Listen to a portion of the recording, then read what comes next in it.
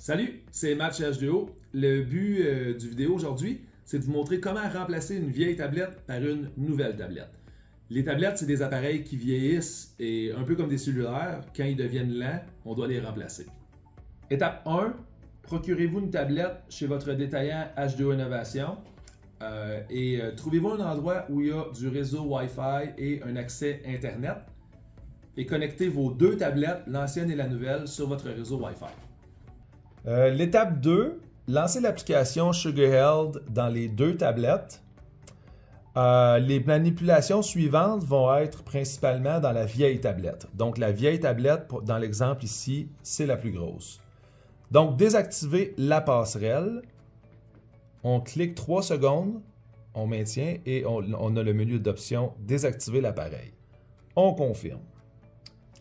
On va maintenant dans le menu CFG pour configuration et on va aller retirer le mode écriture. Donc, on retire le crochet.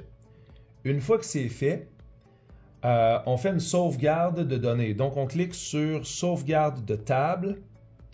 On peut mettre la date d'aujourd'hui ou on peut mettre, idéalement la date d'aujourd'hui, c'est le best. Et on clique sur OK.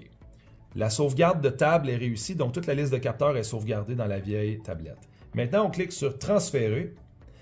On va choisir l'option Wi-Fi. La tablette a détecté l'autre tablette qui s'appelle habituellement Device. Donc, je vais seulement cliquer. La nouvelle tablette m'offre d'accepter le transfert. La troisième étape va être d'accepter la liste de capteurs dans la nouvelle tablette. Fait que effacer l'ancien croquis, oui.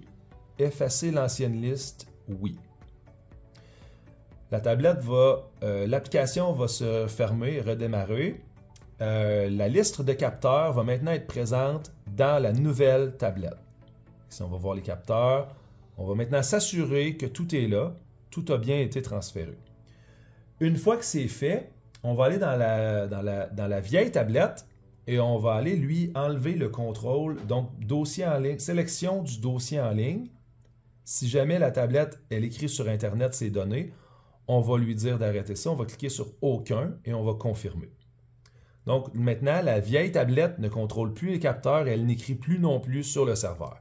La nouvelle tablette, on va maintenant lui donner le contrôle. Donc on va aller dans le menu CFG. On va s'assurer que le mode écriture est coché. Il l'est. La dernière étape, c'est d'aller activer la passerelle. Donc sur la passerelle, on clique 3 secondes et on active l'appareil. Donc, j'ai maintenant ma nouvelle tablette qui a le contrôle local sur les capteurs. Comme dernière étape, pour ceux qui utilisent la page web, il resterait à configurer la tablette pour qu'elle envoie ses données. Pour les instructions, cliquez sur le lien en bas de l'écran. Merci.